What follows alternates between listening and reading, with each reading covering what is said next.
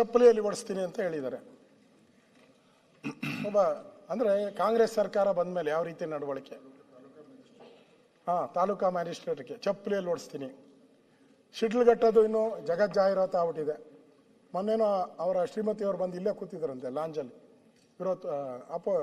Ruling party ಲಾಂಜಲ್ಲಿ ಬಂದಿತ್ತು ಅಂತ ಪತ್ರಿಕೆಯಲ್ಲೆಲ್ಲ photo ಹಾಕಿದ್ರು. ಯಾಕೆ ಬಂದರು ಅವರು? ಆ ರಾಜೀವ್ ಗೌಡ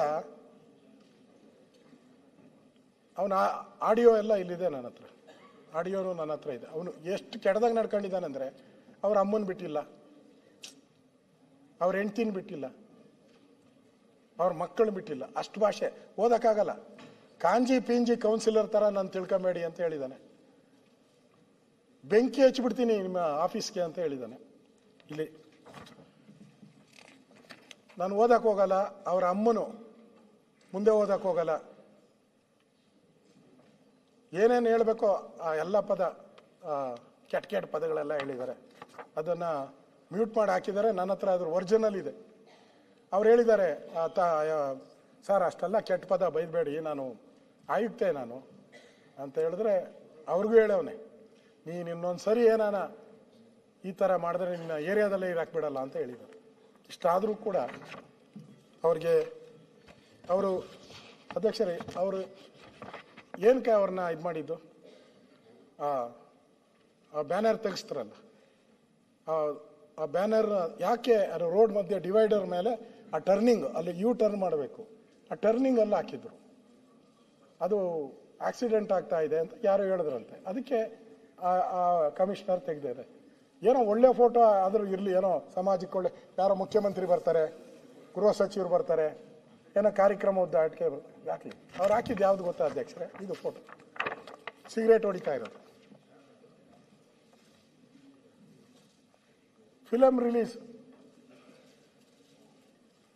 ರಿಲೀಸ್ದು ಸಿಗರೇಟ್ ಹೊಡಿತಾ ಇರೋ ಫೋಟೋ ದೊಡ್ಡದು ಹಾಕ್ಲಿ. ಯಾರೋ ಮಂತ್ರಿ ಬರ್ತಾರೆ ಅಂತ ಹಾಕ್ಲಿ, ಏನೋ ಜನಕ್ಕೆ ಮಾಹಿತಿ ಬೇಕು ಹಾಕ್ಲಿ. ಸಿಗರೇಟ್ ಹೊಡೆದು ಏನು ಇದು? ಕೆಳಗಡೆ ಏನದು ಹಾಕಿದ್ದೀರಾ? ಇದು ನಿಷಿದ್ಧ ತಾನೇ ಹಾಕೋದಕ್ಕೆ? ಸರ್ಕಾರದ ಕಾನೂನು ಪ್ರಕಾರ ನಿಷಿದ್ಧ ಸಿಗರೇಟ್ ಸೇದೋದು ಇವೆಲ್ಲನೂ ಕೂಡ. ಇದನ್ನ ಹಾಕಿರೋದು, ಇದನ್ನ ತೆಗೆದಿದ್ದಕ್ಕೆ ಅವಳಿಗೆ ಅವ್ರ ಮನೆಯೆಲ್ಲ ಏನೇನು ಹೇಳ್ಬೇಕು, ಅವ್ರ ಅಮ್ಮ ಯಾರನ್ನೂ ಬಿಟ್ಟಿಲ್ಲ, ಎಲ್ಲರನ್ನೂ ಬೀದಿಗೆ ಎಳೆದ್ಬಿಟ್ರು. ಇದು ಇವತ್ತು ಪರಿಸ್ಥಿತಿಯನ್ನು ನಾವು ಇವತ್ತು ನೋಡ್ತಾ ಇದ್ದೀರಿ ಅಧ್ಯಕ್ಷರೇ. ಅದಕ್ಕೋಸ್ಕರ ಇದು ಈ ಥರ ನಮ್ಮ ಕರಿಯಮ್ಮ ಬಂದಿಲ್ಲ, ಕರಿಯಮ್ಮಂದೂ ಕೂಡ ಚರ್ಚೆ ಆಯ್ತು ಇಲ್ಲಿ. ಆಯಮ್ಮನೂ ಕೂಡ ಕರೆಯಮ್ಮ ಅವ್ರ ಮನೆಗೆ ನುಗ್ಗಿ ಈ ಮರಳು ಮಾಫಿಯಾದವರು ಮಾಡಿದ್ದಾರೆ. ಒಬ್ಬ ಶಾಸಕಿಗೆ ಇಲ್ಲಿ ರಕ್ಷಣೆ ಇಲ್ಲ. ಮೊನ್ನೆನೂ ಕೂಡ ಜನಾರ್ದನ್ ರೆಡ್ಡಿದಾಯಿತು. ಶಾಸಕಿ ಆಯಮ್ಮ ಪಾಪ ಭಾಳ ಒಳ್ಳೆಯಳು ಆಯಮ್ಮ, ಅವ್ರಿಗೆ ರಕ್ಷಣೆ ಇಲ್ಲ ಇಲ್ಲಿ. ಅಂದರೆ ಇವತ್ತು ಸರ್ಕಾರ ಬಂದ ಮೇಲೆ ಯಾವ ರೀತಿ ಆಗ್ತಾ ಇದೆ ಅನ್ನೋದಕ್ಕೆ ನಾನು ಹೇಳ್ತಾ ಇದ್ದೀನಿ. ಅದೇ ಕೊನೆಯಿಂದ ನಮ್ಮದು ಈ ಕೋಗಿಲು ಒಂದು ಪ್ರಕರಣ ತಗೊಂಡು ಇಲ್ಲಿಗೆ ನಾನು ಮುಗಿಸ್ತಾ ಇದ್ದೀನಿ ಅಧ್ಯಕ್ಷ. ಸನ್ಮಾನ್ಯ ಅಧ್ಯಕ್ಷರೇ, ಇಲ್ಲಿ ಕೋಗಿಲು ಪ್ರಕರಣ ಸರ್ಕಾರಕ್ಕೆ ಜಾಗ, ಅದು 5 ಎಕರೆ ಸರ್ಕಾರದ ಜಾಗ. ಅದನ್ನು ಕಸ ವಿಲೇವಾರಿಗೋಸ್ಕರ ರೆವಿನ್ಯೂ ಇಲಾಖೆ ಕಾರ್ಪೊರೇಷನ್ ಕೊಡ್ತು. ಕೊಟ್ಟಾದ ಮೇಲೆ ಅಲ್ಲಿ ಏಕಾಏಕಿ ಗುಡಿಸಲುಗಳು, ಆ ಗುಡಿಸಲುಗಳು ಹಾಕಿದ್ಮೇಲೆ ಸರ್ಕಾರ ಹೋಗಿ ಅದನ್ನು ಡೆಮಾಲಿಷನ್ ಮಾಡ್ತು. ಸರ್ಕಾರ ಅದರ ಸರ್ವೆ ಕಾಪಿನೂ ಇದೆ ನನ್ನ ಹತ್ರ. ಇಷ್ಟು ಸರ್ಕಾರಿ ಜಮೀನಿದೆ, ಅದರಲ್ಲಿ ಇಷ್ಟು ಮಾತ್ರ ಸುಮಾರು 15 ಎಕರೆ ಸರ್ಕಾರಕ್ಕೆ ಮಂಜೂರು ಮಾಡಿದೆ, ಆರ್ಡರ್ ಮಾಡಿದ್ದಾರೆ, ತಹಸೀಲ್ದಾರ್ ಆರ್ಡರ್ ಮಾಡಿದ್ದಾರೆ, ಗೌರ್ಮೆಂಟು ಆರ್ಡರ್ ಮಾಡಿದ್ದಾರೆ. ಅದು ಇದನ್ನು ಇಲ್ಲಿ ನಾನು ಕೂಡ ಅಲ್ಲಿ ಹೋಗಿ ಭೇಟಿ ಮಾಡಿದ್ದೆ.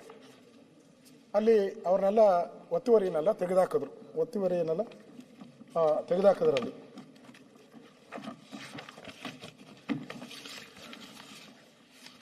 ಫೀಟ್ ಎಲ್ಲ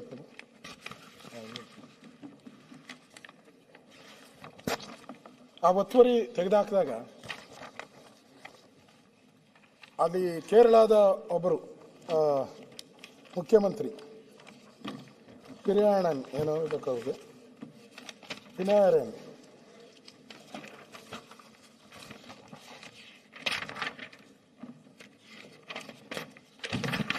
ಅವರು ಒಂದು ಟ್ವೀಟ್ ಮಾಡ್ತಾರೆ. ಇಲ್ಲಿ ಬುಲ್ಡೋಜರ್ ಸರ್ಕಾರ ಇದು ಅಂತ.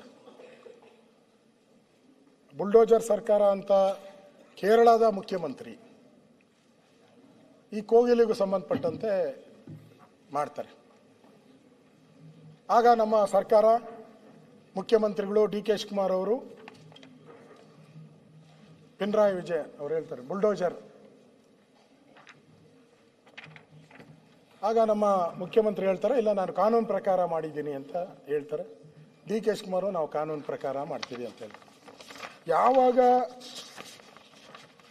ಕೆ ಸಿ ವೇಣುಗೋಪಾಲ್ ಒಂದು ಟ್ವೀಟ್ ಮಾಡ್ತಾರೆ, ಕಾಂಗ್ರೆಸ್ಸಿನ ಜನರಲ್ ಸೆಕ್ರೆಟರಿ, ಅದು ಆದ ತಕ್ಷಣ ಮುಖ್ಯಮಂತ್ರಿಗಳು ಉಲ್ಟಾ ಹೊಡೆದ್ರು, ಫುಲ್ ಉಲ್ಟಾ.